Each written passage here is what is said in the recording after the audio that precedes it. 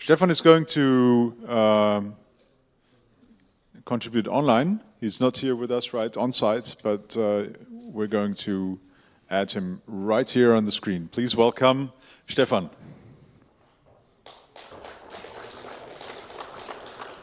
Hello, good afternoon to everybody in Friedrichshafen.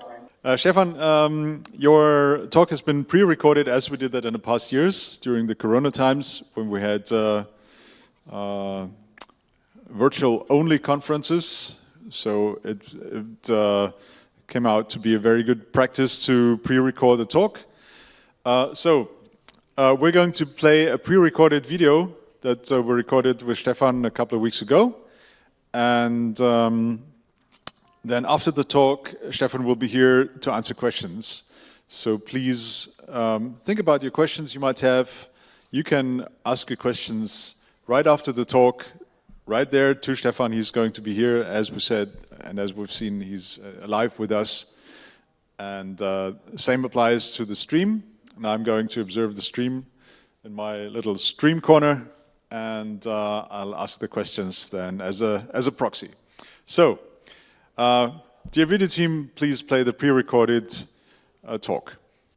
Hello and welcome to my presentation. My name is Stefan Scholl, and in this presentation I will show how to do radio signal identification with neural networks that work well in real-world operation. So first of all, what is radio signal identification? In a radio receiver, especially in an SDR, we typically have this kind of representation of signals, so the waterfall diagram. The waterfall diagram shows the signal content over time and frequency. So it basically shows if a signal is there or not there. It does not give any information on the type of signal. So here down you can see different types of signals, and the question now in radio signal identification is, what are these types of signals? And our goal is to identify these signals automatically. Signal identification is basically a classification problem.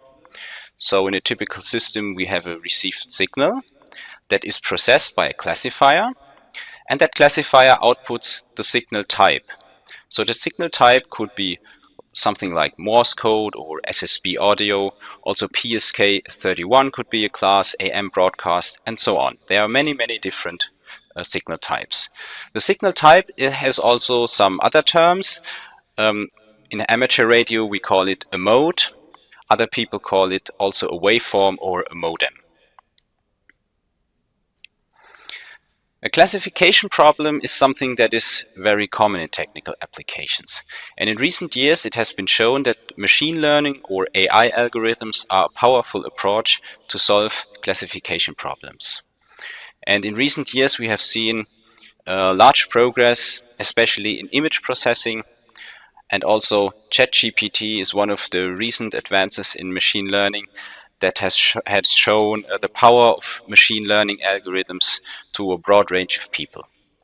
And also in the RF domain, so processing of RF signals, we see more and more machine learning being applied. When we want to design a classification algorithms, for example for signal identification, we have basically two options. One is the classical way and the more modern machine learning way. In the classical way, we have an expert that tries to find characteristic properties or features of a signal class more or less by hand. And then he tries to build an algorithm that step by step calculates the different features that are discriminative for a class, so that the algorithm in the end can determine the correct class. And this is a good approach for well understandable problems, for example when a theory is available or when it's easy for a human to distinguish between the classes and to bring that in an algorithm. In the more modern way, the machine learning way, we go a different approach. First of all, we collect masses of example data, the so-called training data, and we use this training data to train a complex neural network with that data, that in the training process automatically learns discriminative features. And this is good for problems that are not so easy to understand, so like hard to grasp problems as we have it in image processing. If you think of like distinguishing images where we have dogs and cats, for example, which is easy for human but really difficult to program an algorithm in a classical way. The neural networks we use, this is basically a very simple mathematical model of the human brain. I have given a presentation 2 years ago at the Software Defined Radio Academy where I explain in more detail how a neural network works. So basically it's composed of neurons that perform a very simple mathematical operation, and we assemble that in a very large array of a large number of neurons to get a powerful mathematical function. When we want to build an algorithm that works with machine learning, we always require training data. So this is a very important point, because often the challenge is where to get the good data and where to get a lot of data that is required to solve the problem in your domain. Basically, we have two different options for getting data. One is using real-world data, and the other one is using synthetic data. Real-world data uses a real radio hardware, and it uses that hardware to capture signals in the air, so in a field trial, or to capture signals that have been transmitted in the lab.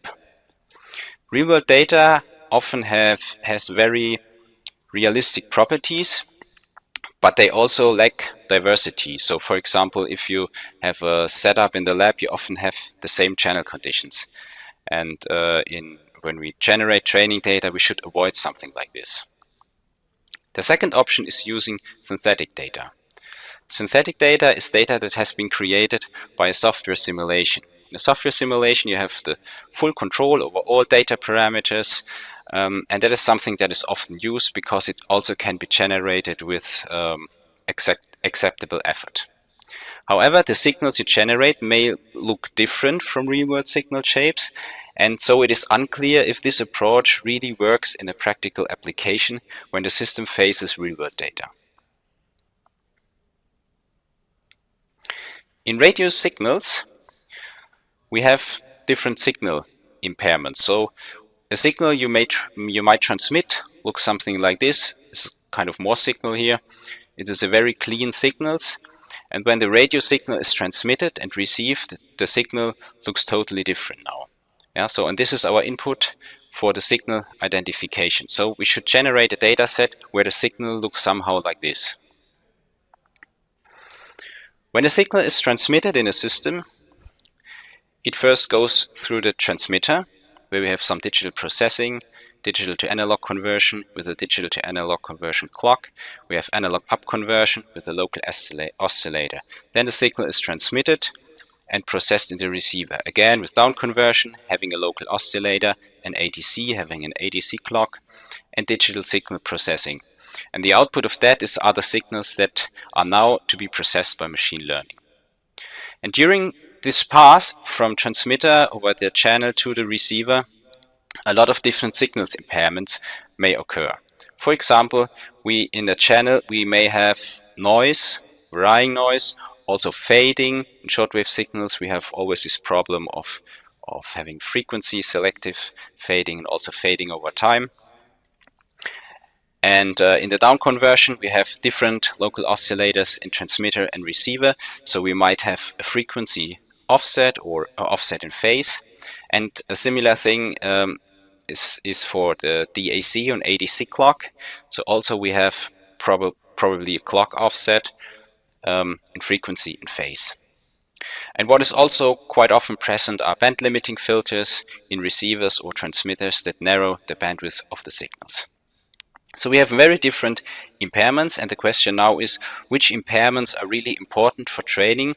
So which impairments should we include in a training data set to obtain a good performance later in a real-world operation.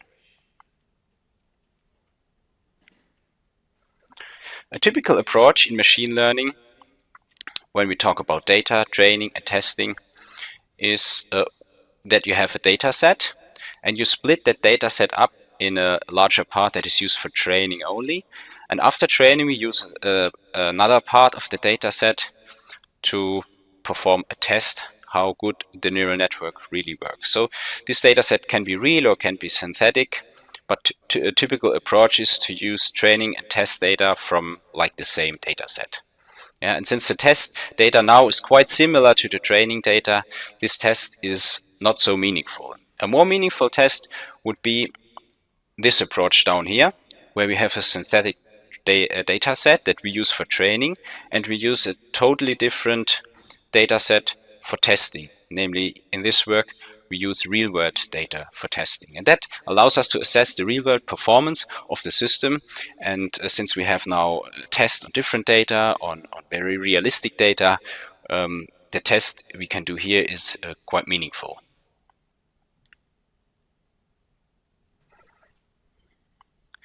Now we want to know what different types of training data have good performance in real world and which do not. So what we do now is we try different training data sets, train a neural network, and check the real world performance. So first of all, we generate some synthetic training data, which again, it's synthetic, so it's generated by software. It uses 6 kilohertz sampled IQ signals, and the signal portions are quite small, only 340 milliseconds. And we generate different training data sets by using a varying amount of signal impairments. So in total, there are 7 different training data sets. And with that, we train a neural network. So a neural network is a convolutional neural network in this case, and it can distinguish between 20 different signal classes. And after the network has been trained, we do the real-world test. So we use real-world recordings just to check if how good the performance of the trained neural network is. For that, we use recordings that have been obtained by the use of the Twente web SDR in the shortwave bands. And all the signals we use are signals of opportunity, so just signals that were just there, so we didn't transmit any signals by ourselves. And the signals have different SNRs, and they have also been recorded at different frequencies, time of day, seasons, and transmitters. And the dataset for real-world testing has in total a duration of around 12 hours of material. Here is an overview of the considered signal classes we have. So in total, it's a setting with 20 signal classes, originating from the shortwave band, so different kinds of signals from amateur radio, broadcasting, weather, and so on. The signals have very different modulation types. It covers PSK, FSK, MFSK, multi-carrier, also analog signals. Here you can see an overview. So pretty much of the signals from amateur radio, but we also have other signals like radio fax or Morse code that are widely used in the shortwave bands.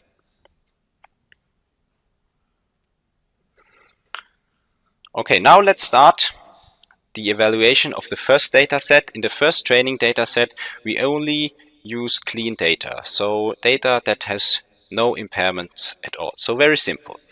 And again, we generate a training data set, we train a neural network, and finally we test the performance against the real-world test data we have obtained. And what you can see here is the accuracy of the classification over the signal-to-noise ratio of the signals.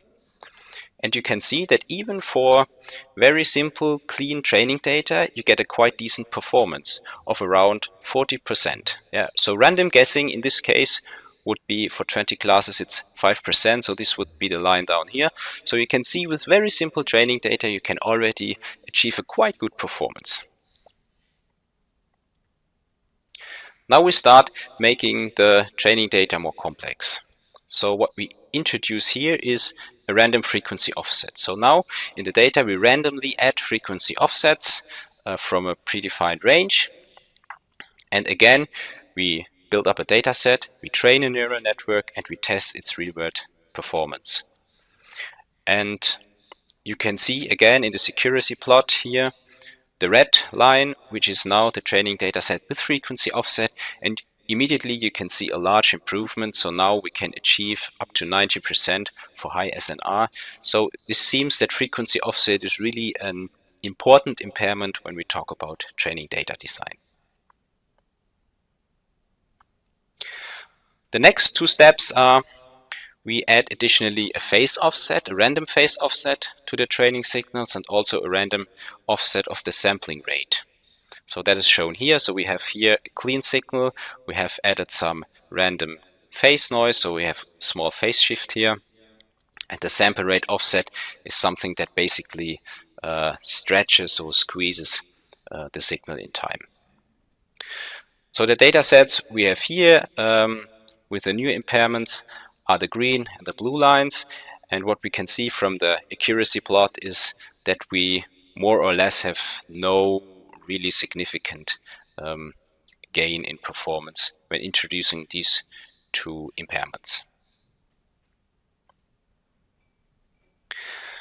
The next impairment we add is noise.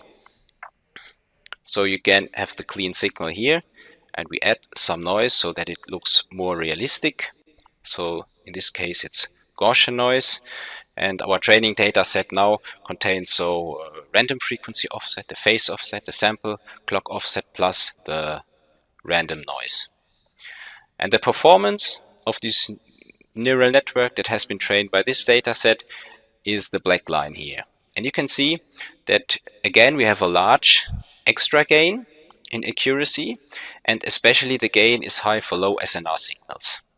And that is naturally because noise is more present in low SNR samples, so it helps the neural network to recognize low SNR data more accurately.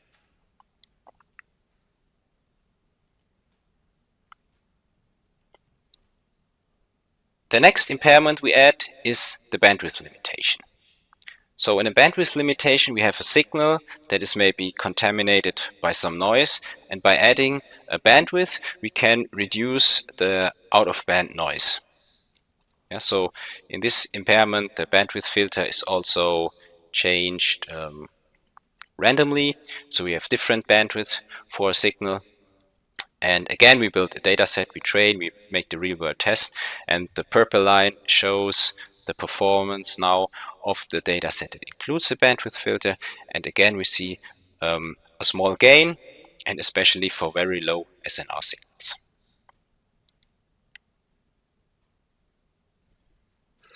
The last impairment we add is fading.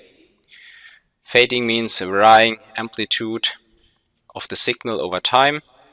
That is also dependent on frequency, and that is something that is very typical in the shortwave bands. So now we have like the full-scale training data set containing all of the impairments we have mentioned before. And in the accuracy plot we now see the orange line that shows the training data set that includes all of the impairments. So we again get some additional gain, and in the end we can see that we come up with a 95% accuracy for a real-world operation. And that is very remarkable because we have only used synthetic data for training.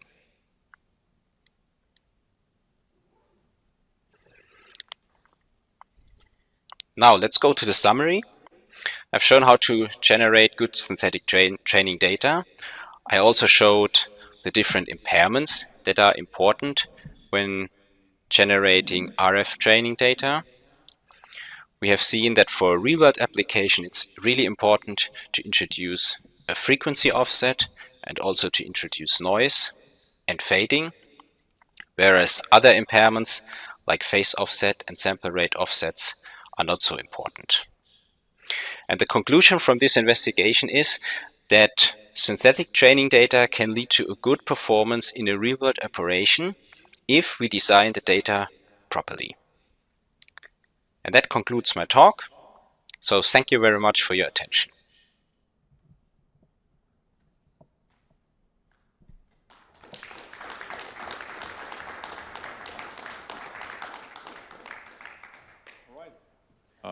Microphone works? Okay, good. So, we have some echo in the line. Maybe we can reduce the...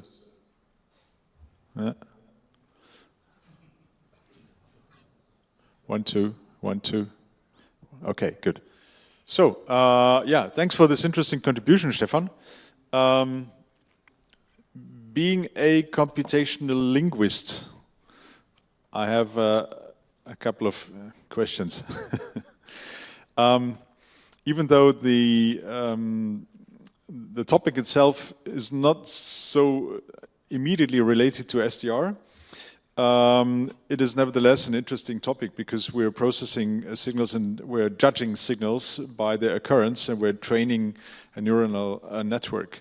So what I would like to know is, well, in computational linguistics, notably ChatGPT and large language models, like such things, we have words, right? We have a word, and the word is in that sense a symbol, and we're actually judging the sequence of symbols, and we're training a machine to predict the sequence or the statistical occurrence of a symbol after another. So radio signals are also sequential, like natural language. So in that sense, I would assume that we can do pretty much the same thing to radio signals as we can do with language. But simply, I don't know. And my question to you, Stefan, would be, how do you actually map radio signals to a neural network? Which properties do you take as symbols? Because, I mean, you're more or less doing the same thing then. Yes, that's a good question. So what I do is I take the IQ samples as an input to the neural network. So every IQ sample is one input to the neural network. So in this case, I have a length of around 2,000 samples per signal. So the neural network has 2,000 inputs.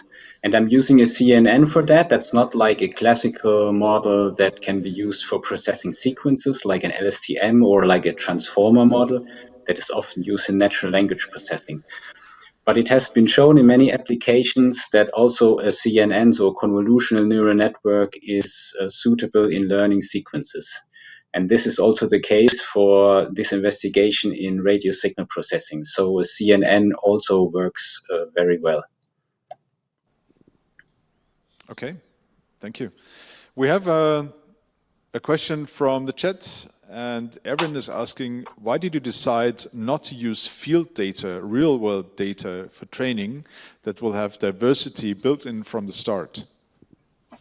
Yeah, that's a very good question. The reason is when you use synthetical data, you have a full control over the data set you use. So for machine learning, it's very important to have good data. So also to have data that is, for example, diverse. And by using synthetical data, you have a very good possibility to control this. Yeah, for example, to set the distribution of a frequency offset. Yeah, you can select what frequency offsets you want, maybe from minus 500 hertz to plus 500 hertz, and you want an equal distribution in that range. So that's a reason for choosing synthetical data for training. In real-world data, it's often the problem that you don't know if there are any biases in the data. So a bias means, for example, that you always have similar SNR, or that you always have a similar type of fading channel inside your data. And that means that network really trains on the specific properties of that data. So for example, training on specific fading channels that often occur on shortwave. And then the network is not able to generalize well on other data that it has not seen during training.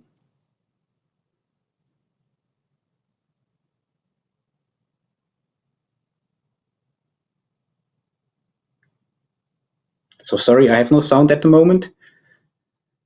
I guess I need to look at you. Okay. You did the training sequentially, starting with frequency, then phase, then something else, and you saw an improvement every time.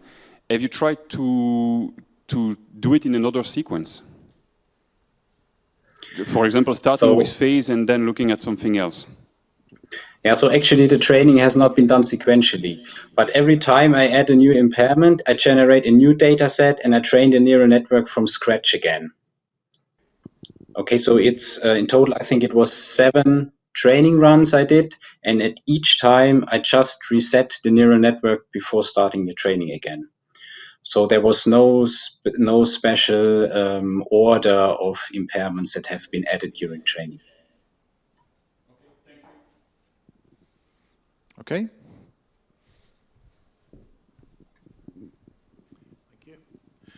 At least some waveforms can be recognized from the image that you get on a pan adapter.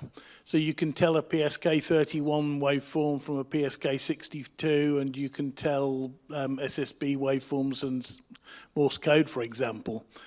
Have you considered like using your neural net for the image recognition that neural nets have been used for many years, and whether or not there would be any difference in accuracy? Yeah, that's also possible to use a kind of spectrogram, so a kind of representation over time and frequency, instead of using the raw IQ signals. And I think it's definitely a good idea because many modes can be recognized by their image, like a Morse code or SSB, as you mentioned. But there are also other signals where this is more difficult. For example, in PSK signals, it's not so clear. And also if you have multi-carrier signals or OFDM signals, it's hard to distinguish different modes in the spectrogram. So we will see in the future how this can be used. Maybe it's a combination of IQ data and spectrograms. So we will see what are good solutions for more complex problems in the future.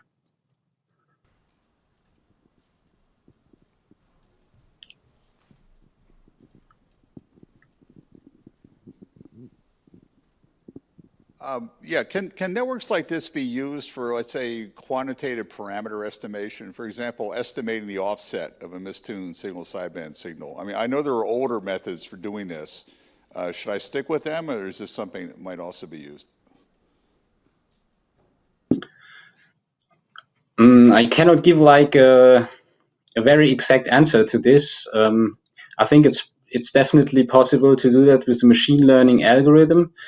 But it's always a question if machine learning is doing better than classical algorithms. So machine learning is very good when we have problems that are not so easy to solve with simple algorithms or with classical algorithms. So maybe determining the frequency offset of a phase shift keying signal. Maybe there are good traditional algorithms that solve this problem well. But when it comes to more complex signals, like SSB is quite a complex signal, then it might be a good idea to try a machine learning algorithm on that problem. Okay, any more questions?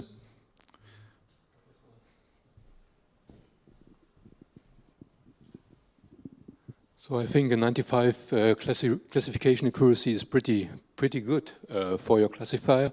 One question regarding the 5% you miss. What is the reason for that, even if the signal-to-noise ratio is pretty high? Could you find something in a confusion matrix or another tool you use to identify why the classifier missed those 5%? For some samples, it is confusing modes that are similar, like SSB and FH fax, or PSK31 and PSK63. For some samples, it's not clear yet why the neural network does not choose always the correct solution. And this is also somehow challenging in neural networks to understand why they are really making a good decision and why they are sometimes having a bad decision. And in research, this is a big problem. It's called explainable AI. And there are a lot of emerging methods how to analyze a neural network and how to analyze how this neural network makes its decision. Okay, so thank you very much. The time of the slot is up. So we're at 45. Stefan, thank you very much for your interesting contribution. Yeah, thank you very much. And I hope you can be here with us in person in Friedrichshafen next year. So next year is the 10th SDRA, so a little anniversary, and hope to see you again live here on the stage then. Thank you very much.